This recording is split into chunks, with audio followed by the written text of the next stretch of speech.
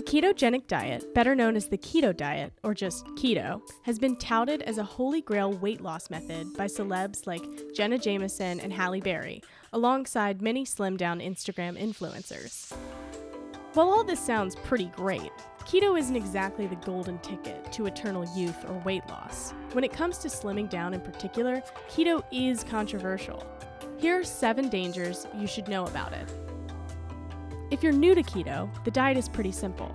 Drastically cut down on carbs, like 50 grams or less a day. That's less than 2 slices of whole grain bread. And replace those calories with high-fat, high-protein foods, like cheese, bacon, and avocado everything.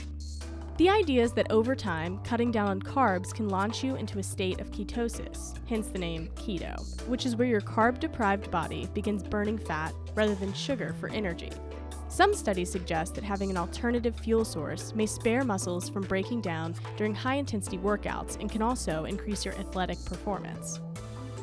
Research shows that there could be some other health benefits to embracing the keto lifestyle. For one, doctors say the keto diet can be helpful in treating epilepsy. Though it's unclear why exactly, something about the ketogenic state seems to reduce the frequency of seizures.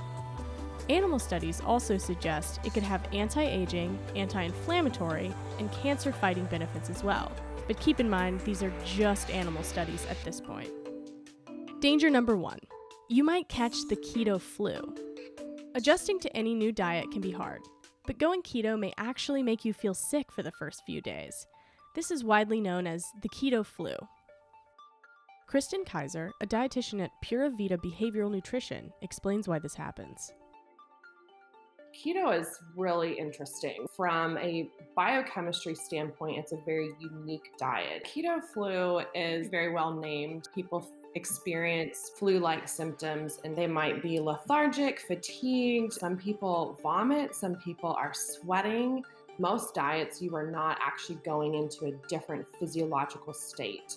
You stay in the fed state, you might go into the fasting state. It's just this physiological response that some people have when they make such a dramatic change in their diet and in response to going into ketosis. Like the actual flu, drinking lots of water and getting plenty of sleep may make it easier to get through the worst. Danger number 2, diarrhea. Yep, keto diarrhea is a thing. Why? Well, when you cut carbs, you also cut fiber, aka indigestible carbs found in whole grains, fruits, and veggies that help bulk your stool, slow digestion, and in turn keep the runs at bay. Kaiser explains why your poop might be a bit more, loose than usual. Because it's such a high-fat diet, that's actually what's causing the diarrhea. You're removing fiber, which tends to be helpful for bowel movements, and then you're adding in very high fat. Some people, especially if they're older, they may not be able to tolerate that sort of fat level anymore. Then things are just running through their system quite quickly. Danger number 3, your athletic performance could suffer. Keto's not just popular with people trying to lose weight. Some athletes who benefit from staying slim, like cyclists, are also getting into the keto craze, claiming the diet makes them faster and stronger. Whitney Linsenmeyer, an assistant professor at St. Louis University, doesn't buy it and argues that keto actually reduces athletic performance. She explains. One of the perceived detriments for athletes in particular is that when you are in ketosis, you have a higher level of ketone bodies, which are acidic compounds circulating in your blood. And there's a number of theories related to kind of the time to exertion or like the time to fatigue for athletes in varying sports where that's generally not a good thing. We know that we have like buildup of acid from strength-bearing activities. So further acid contribution to that is generally not something that we're striving for. It's hard to tell, if an athlete follows the keto diet for 30 days, let's say they lose 5 pounds during that 30 days, is it the 5-pound weight loss that is actually making a difference with their performance?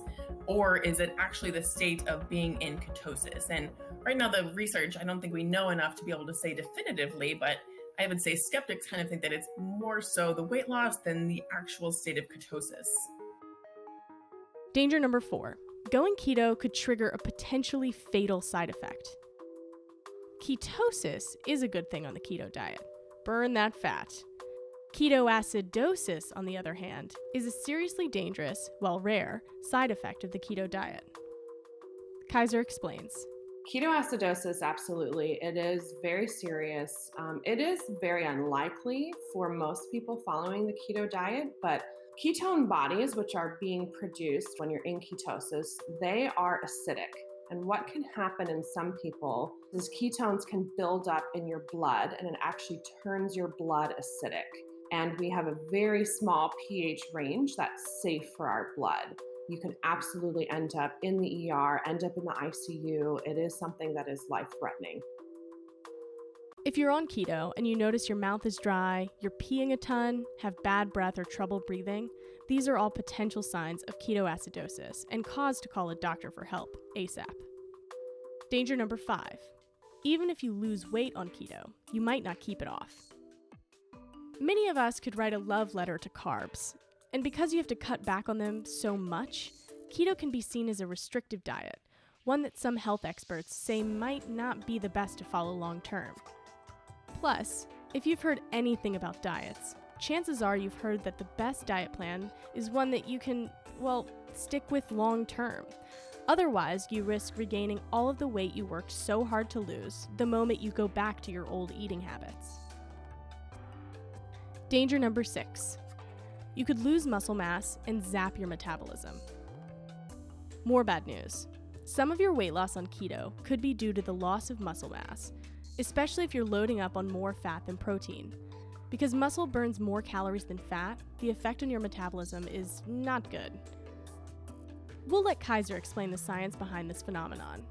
Most of the time with any diet, when someone is regaining weight, they are gaining back more fat than muscle. And some of that is based off of their physical activity. So if you were doing a lot of strength training while you were, say, regaining weight, then yes, you're going to increase some of what you gain back as muscle.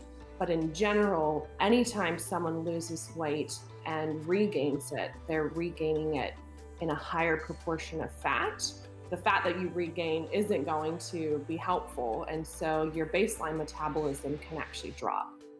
Danger number 7. You could increase your risk of heart disease and diabetes. Keto isn't an excuse to up the butter and bacon in your diet, but if you've seen any keto recipes, you know that it happens. High-fat diets like this one may raise your cholesterol levels, and some studies suggest they increase the risk of diabetes too.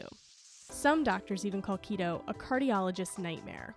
Case in point, just recently, a 25,000-person study presented at the European Society of Cardiology Congress in Munich suggested that people on the lowest carb diets, like keto, had the highest risk of dying from cancer, cardiovascular conditions, and all other causes. And another recent study in The Lancet found that people who were on low-carb, high-animal protein diets, a la keto, had a higher risk of early death compared to those who enjoyed carbs in moderation. Here's the takeaway. While the keto craze is alive and well, the diet itself isn't always good for you or the best plan for long-term weight loss, no matter how many deeply inspiring weight loss transformation shots you've seen on Instagram. No matter the diet, experts agree that if your eating plan isn't healthy, balanced, and sustainable, it's not worth the trouble.